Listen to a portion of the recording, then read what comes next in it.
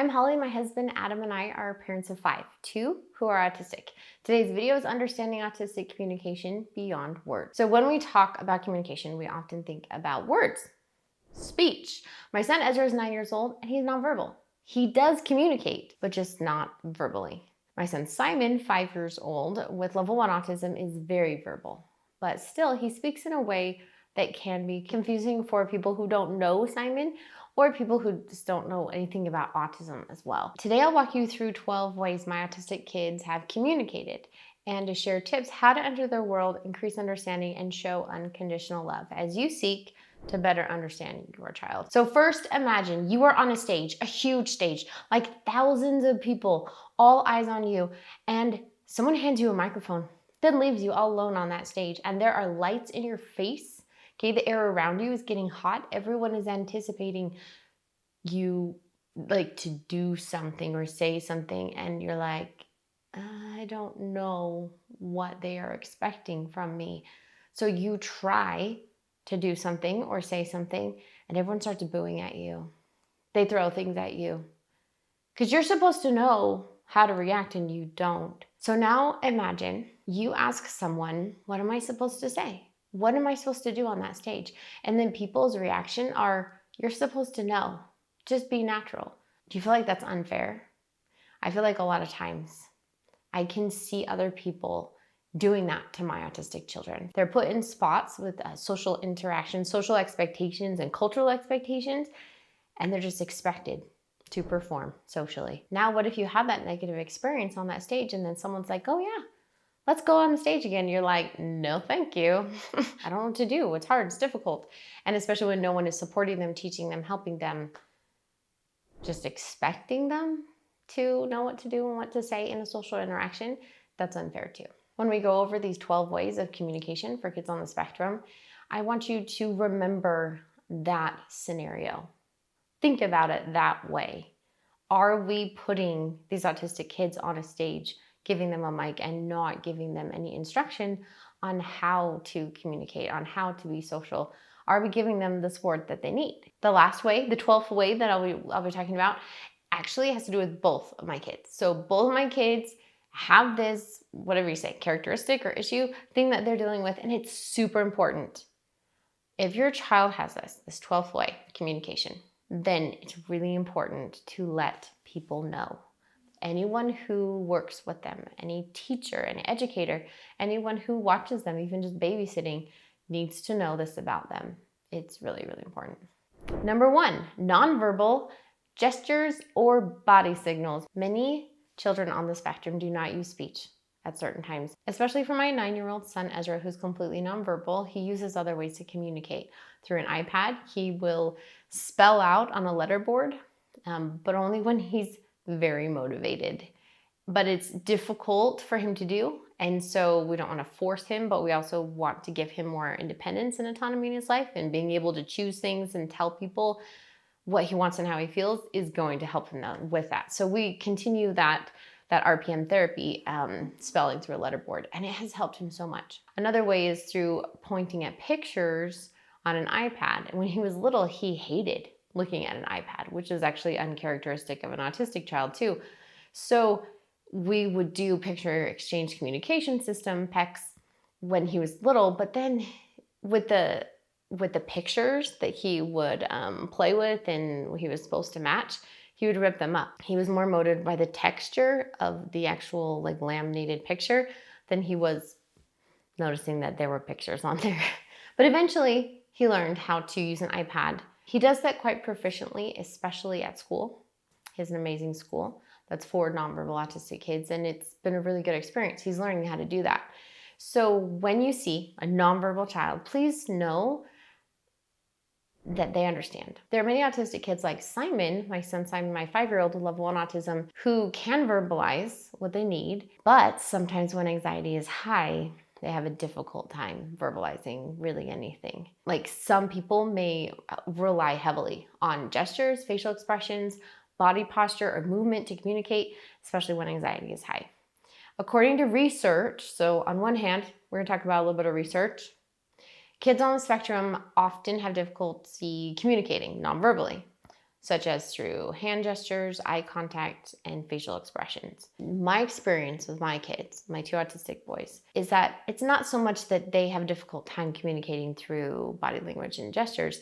It's the other people around him or them, just aren't used to the way that they communicate. Does that make sense? So what I've learned is that it's not so much that they can't communicate. I need to learn what type of communication they're going to use. So Ezra makes certain movements with his body that I now instinctively recognize. I don't even have to think about it because he's 9 years old. He's my son. And I know him. He's easier to read and understand now that I have a close relationship with him and I have many experiences, years and years of experience with him one-on-one. Now, a stranger will have difficulty understanding Ezra's gestures and body language.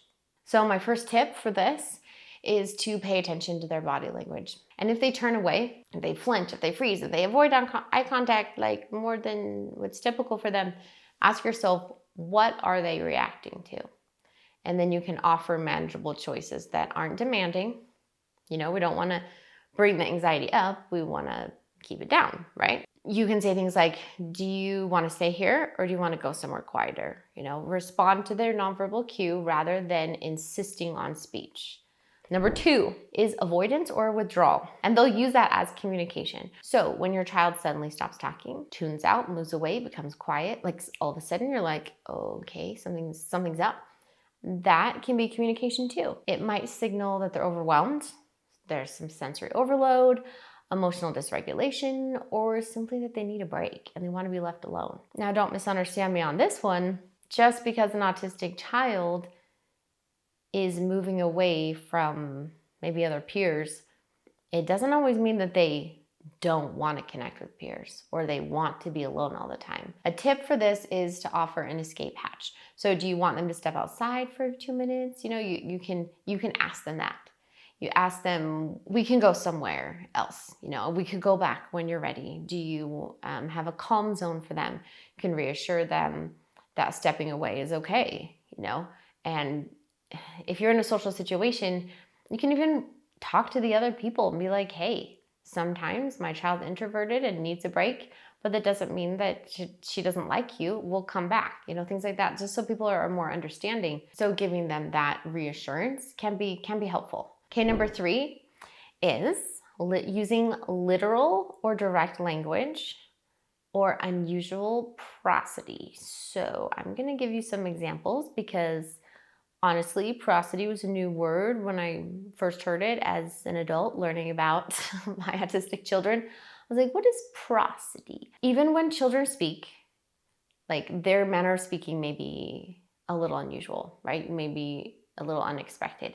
They might use direct, matter-of-fact language, little flex in tone, unusual pacing, or a formal sounding voice. They may speak with even stress, where they stress certain things that don't make sense to you. That can be distracting and that can be difficult with communication, making every word or syllable sound the same. They may end a question with a flat tone instead of a rising one. So this, okay, guys, this is really important to know. Think about this one. What if your child's teacher didn't know this about your child? That when they're asking a question, it sounds like a statement. This can happen. This type of thing can happen. And you think, oh, it's just a little thing, it's not a big deal. But it can affect communication. It really can. Okay, what if a question is so blunt and honest that a teacher interprets it as disrespectful? And that's a miscommunication as well. The tip for this, and there are many tips, there are many answers because autism is a spectrum. But one tip that has helped me and my family with my boys is if your child says something bluntly, like, I don't like this game, or I don't like your hat, please resist the urge of rewriting it for them right then. Instead, you can mirror back, I hear that you don't like this game, so what would you rather do? Validate their feelings behind the statement and then work with it. So give them options of what they could say instead when anxiety is low. When they're off the stage, when they're off the field, then you're their coach and you're practicing with them. But you can teach them why correcting a teacher in front of everyone probably isn't the best idea. With that being said, it's also important for them to advocate for others if things are incredibly unfair or, you know, they should stick up for themselves. If there's unfair treatment in the classroom, then it is okay to stand up in front of everyone and go, don't treat someone like that, right? But if the teacher says something incorrectly about like the map and they say the wrong country or something, maybe talk to them afterwards, right? And build that relationship first. One thing, as I've been trying to teach my children about, what is appropriate to say, when is it appropriate to be blunt and when is it not, we talk about what things will earn respect. And if they want to be respected, they need to show respect, especially in a classroom setting. For example, like as you teach, agree with them as much as you can, okay? It is weird. That hat is weird. I agree. But what's a different way where you can say the same thing, but I promise you'll get a better reaction. And that person will more likely be friendly to you and not take offense, right? I had a person come up to me, it was a young teen, and tell me that he was really excited. He's like, I figured out something. I figured it out. And I was like, what? No idea what you're going to tell me. And he's like, people talk just to talk. I was like mind blown. He figured this out on his own. And I just looked at him like, you're right. I agreed with him. It's like people talk just because they want to talk to people. It's not all the time, but he was obviously wondering why people talk so much. With Ezra and Simon, I really, really learned a lot. And this goes into number 4, literal misunderstandings or difficulty with figurative language. Like autistic children may struggle with idioms and sarcasm. Simon does not understand sarcasm. He learns things fast. He doesn't even qualify for an IEP anymore. He learns things super fast. But idioms and sarcasm, that's hard. Those are hard for him. A lot of autistic people have a hard time with sarcasm. It's really annoying. Why do we say, oh, great, when we mean the opposite? Why do we say, oh, that looks beautiful? Yeah, good job on that, when we mean the opposite. On a side note, if you're with an autistic person and they don't understand something, like, please don't let them be embarrassed. Like, don't embarrass them. Help them. If they're right next to you and they're asking, why is everyone laughing? Like, don't ignore them. You can explain it. I took ASL classes in college, which is American Sign Language, and one of my teachers was deaf, and it was great because it really got us learning, and we knew if we wanted to communicate with him, we had to learn sign language. He wouldn't even let us ask a question by writing it down. He would look us in the eye and be like, waiting for us to sign. We're like, oh, we're learning this. One thing I learned though, is he said so many times when he grew up in a hearing family, in a family that was not deaf, people would be laughing and he would be confused because he didn't know why people were laughing. So he would touch his mom's shoulder and be like, why are people laughing? And then she'd go, later, I'll tell you later. And a lot of times he would never find out, which is sad. That's a sad experience to happen over and over again with a child. Don't let that happen to your child, right? You can talk to people around them. You can explain to family members that, when you go visit family, like, help him understand or help her understand why people are laughing. If they're having a hard time with that, they might completely understand it and not have difficulty with that. But one thing I've noticed is that Simon will react every time as if my sarcasm wasn't sarcasm. And I will have to catch myself. I'll be like, oh. And so I'll try and explain it to him.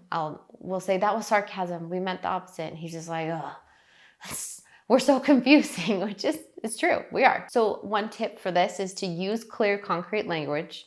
When you say it's raining cats and dogs, clarify, mean it's raining a lot. We'll use umbrellas today.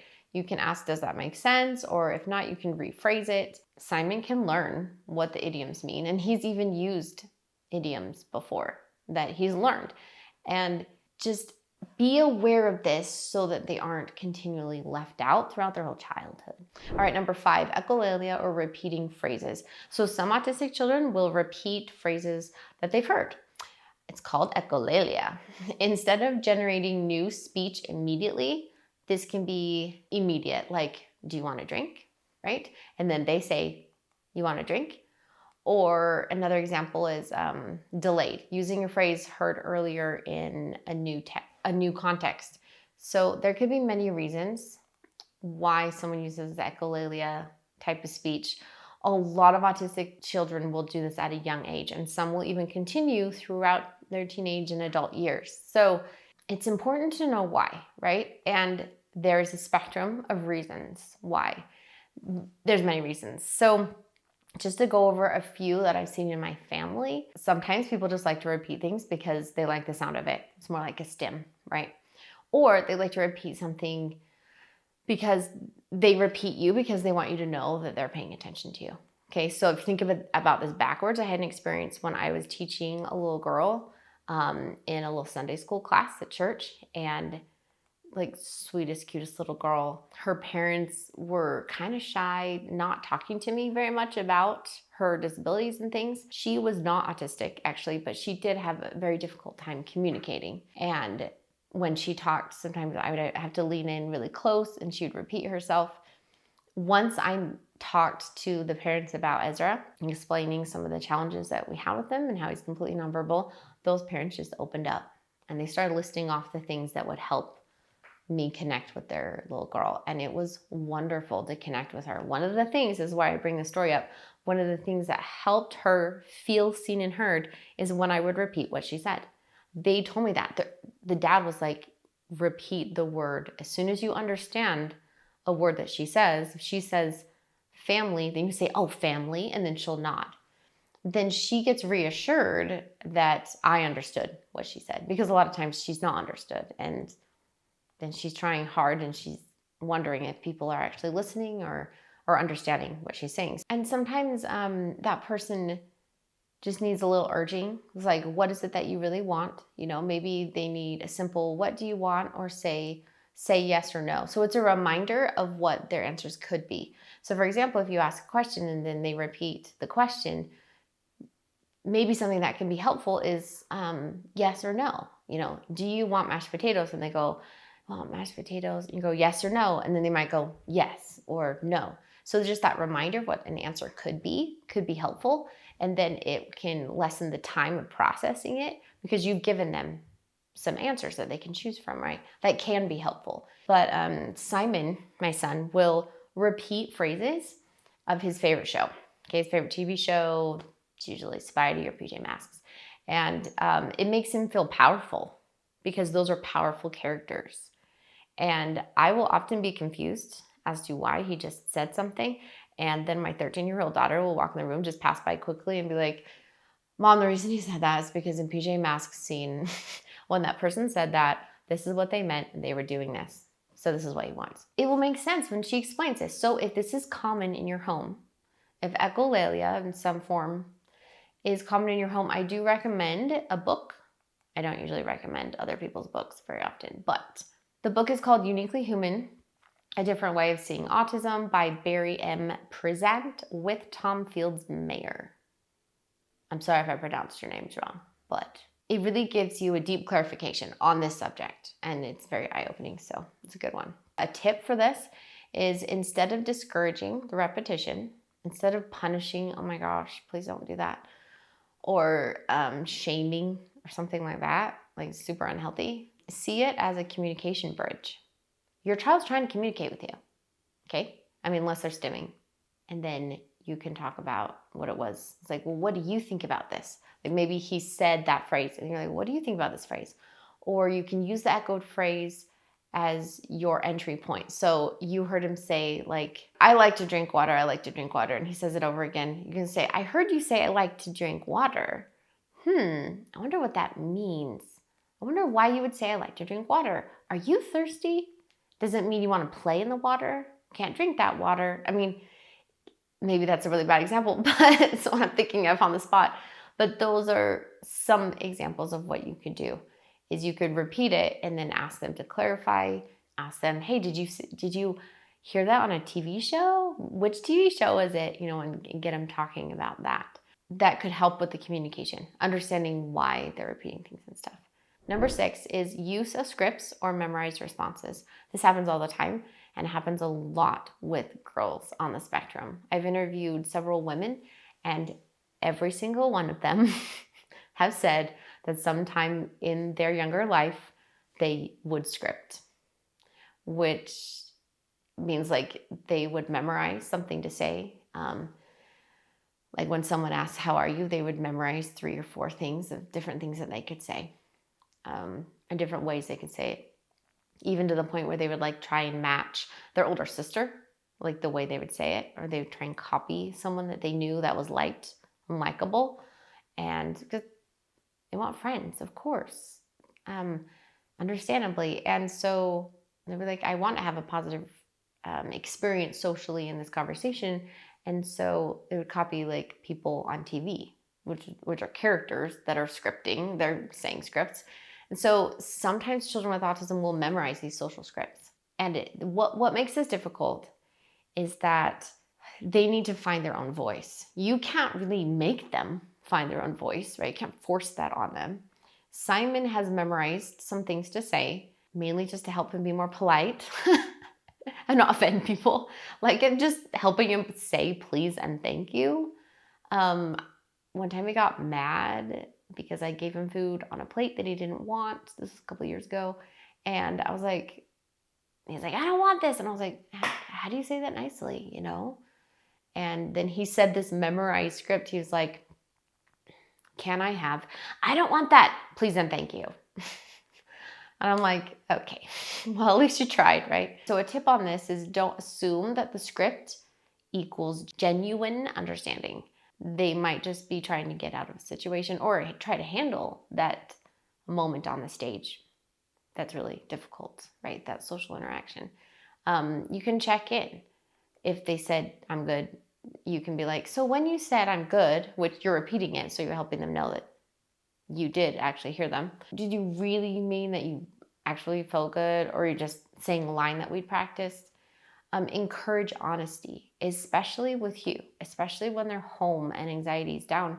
Encourage them to really be able to express themselves, and in different ways. If it's not through speech, maybe it's through art, maybe it's through writing, maybe it's through music, maybe it's like Ezra, where he is not verbal at all, and he'll point at little pictures that will say different feelings, right? He'll go to feelings, it'll bring up all these pictures. He's been sick, and so he's been going on there saying, I feel sick, I don't feel good, something hurts, you know, and I can tell. And then I'll be like, oh yeah, you have a fever, let's get you some fever reducing medicine. And that is a way he can tell us how he feels. He'll repeat lots of different ones. I'm like, okay, I think I get the gist of it now. Like, I think I understand. So with number 7, it goes along with this, what I'm saying actually, is masking or camouflaging communication challenges, especially for children with level 1 autism, as we see with my son Simon, who is 5 years old and loves being social and playing with his friends. He may look like he's not autistic. I hate it when people say that. I hate it when people are like, he doesn't look autistic, because autistic doesn't have a look, so they don't know what they're talking about. But in many settings, people have told me that.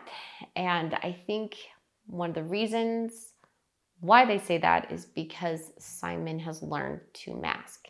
He's so young, he's 5 years old. He's already learned to mask his autistic traits. Part of me is like, please, I want you to feel accepted as an autistic person. So when you're at home, you don't have to mask, you know? And I want my children to feel safe. Some people will mask and hide their struggles, and this means we can miss the fact that they're communicating. So research shows that even verbally fluent individuals with ASD still have social communication challenges. It just comes with the territory, but it looks different on everyone. So a tip is to be aware of the cost of masking. Okay, you can ask your child, how exhausting was that? Was it worth it? Or how are you doing inside after being on all morning or all day at school? Giving them, especially if they feel like they need a mask at school or with friends, that's really hard. So when they come home, they probably need a place to crash where they don't have to mask. And that's tough for everyone involved. But I would encourage trying to find that one friend who can help them feel accepted and who can advocate for them and to help them advocate for themselves. That's even better. We found a really good friend for Simon, and also for Ezra. Simon has several.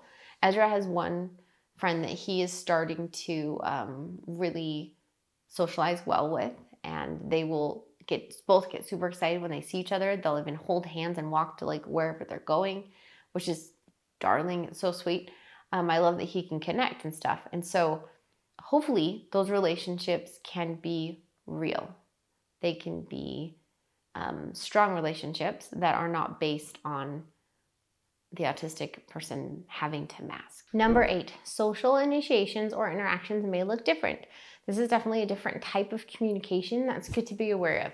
So a child might talk at someone or at others like, it might sound like a monologue, or they may jump topics. They may not take turns in conversation, or may initiate interaction in unconventional ways, like the first thing they say to you is an intense question about a schedule or a statement that seems off topic. These are forms of communication. My tip here is to shift your lens. Instead of thinking, why is she being rude? Think of, what is she trying to tell me? What's her concern? And what could she be feeling or experiencing? What's worrying her? And then respond with, that's an interesting question. Let's figure it out together. Or, I mean, that's just one example, right? It might not be the perfect example for everyone, but that's an example of something that does help with my kids, is that if there's ever a problem or concern, we make sure that the child understands that that problem isn't them, but it's something else that they can work on, that they can even help find the solution for that problem, right? One of these experiences is when Ezra, our son, had a near-death experience. It was devastating for us, but it also changed the way we parent. Adam and I just felt like we needed to do something drastic. And we did. We did something kind of non-conventional. And we scared all of our family members. Oh my goodness. We quit our jobs. We sold our house, used the money that we got from the equity of our house, and we bought an RV. And we lived full-time in our RV with our 5 kids. Their ages at the time were 1 to 12. Mark was 12 and Simon was 1. And we visited every U.S. national park in the lower 48 states. Okay, so that radical season of our life changed many things for us. We discovered how connection can look different. It can look different than what I expected before. We really wanted to create memories, build strong relationships, and have these experiences with our kids when they were that age. And we knew that the only way we could do that was to do what we did. Now we have since sold the RV, and now my oldest is 16 going on 17, and we're renting in a home, and we've moved a lot actually. Now I'm going to move on before I go on a tangent. Okay, number 9, stimming, which is like a body movement, repetitives, or sensory behaviors. If you don't know what stimming is, we did a video right here, 12 examples of autism stimming. I want to talk about stimming in a different way. Some examples are like rocking back and forth, hand flapping, humming, spinning. Simon likes to play with my hair because his stims aren't as huge as far as like just visible. As with Ezra, it's very, very visible when he stims because he will vocally stim, so it's really loud.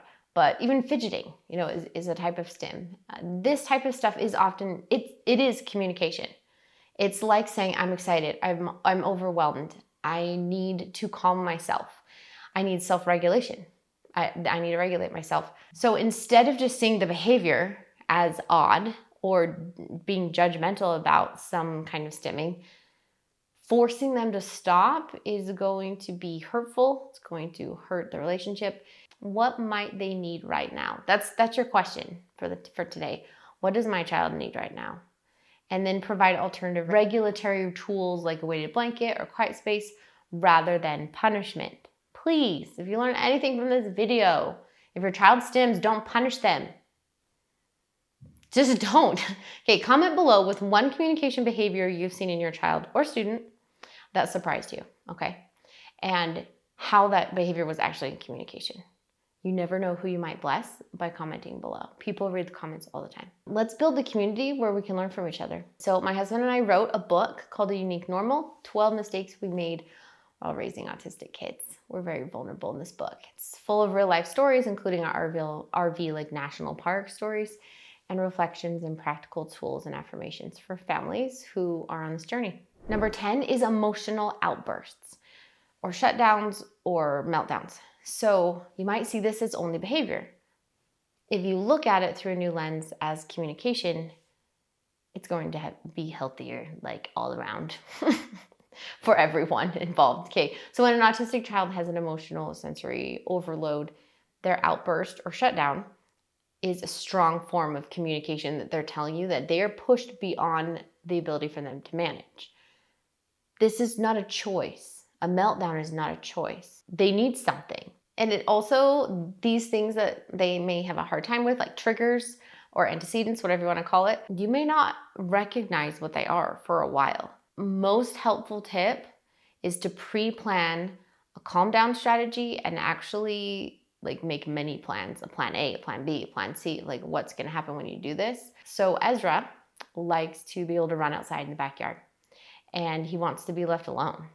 Or sometimes he likes like big hugs and compressions on his arms and legs. That can help him calm down too. Simon really likes a sensory bed. We'll often walk him there. If he's having a hard time, we give him choices. He likes that. That helps like distract him. If he feels like he has power with choosing like what color of light is in his sensory bed, that will help him like gain confidence and control over his emotions more, because he's like, oh, I get to make a decision. He loves that. He loves deciding things. Ezra, on the other hand, don't give him too many choices, he'll get overwhelmed. So there you go, 2 examples of very different kids that are diagnosed with the same thing. That's not confusing, I don't know what it is. But this is my life. And it just proves that autism is a spectrum, right? Number 11, we only have one more after this. Special interest talk and intense focus as communication. Your child may use their special interests: trains, dinosaurs, Star Wars, football, stats, outer space, political debates, global economics. These are just some that are in our family. You name it. I love hearing about people's special interests. It's awesome, right? This is a way to communicate and connect. This is a way for you to enter their world. So you might hear detailed monologues about their topic. That is interaction. Okay, even if it doesn't look like it, it's not your typical back and forth communication, but it is. So here's your tip. Lean into it. Enjoy it. Okay, if it's difficult for you to enjoy, like really hard, I want you as a parent or teacher or caregiver or grandparent to teach yourself how to love it. I know this might sound cryptic and I am sorry, not sorry, but imagine if this were the last time you got to hear your child's voice. How would you react to them? Would you listen to them? Would you then be interested in hearing what they have to say? Sit down with them and lean in and teach yourself to enjoy it, because you'll bring their anxiety down. They'll trust you more. They'll feel that unconditional love. They can be their own autistic self with you because you're not judging them. They can stim, things like that. And then they can learn. This is 12, last one, and this is one that Ezra and Simon both deal with. It's really important that anyone working with or helping to support your child knows this, okay? And this is silence, delayed response, or processing time, like delayed processing time, okay? So sometimes the communication is quiet. It's a pause, it's a look, it's a slow answer. It's no immediate verbal reply. Why is that? Because they might have a little bit of processing disorder. They might need some extra time to process what you just said. So they may not answer right away. You can imagine why this is so important for a teacher to know. Okay, communication doesn't always mean instant response. A tip is to give extra processing time. Use prompts like, I'll wait until you're ready, right? Or just simply wait in quietness, like looking away, not being distracted, but waiting for their answer. And not demanding that they rush the answer. Celebrate when they do respond, and make sure that you do respond in a way that lets them know you're listening to them, that helps them feel seen and heard. So here are 12 tips to enter your child's world, and here is our autism playlist. And remember, if you have an autistic child, you're in good company.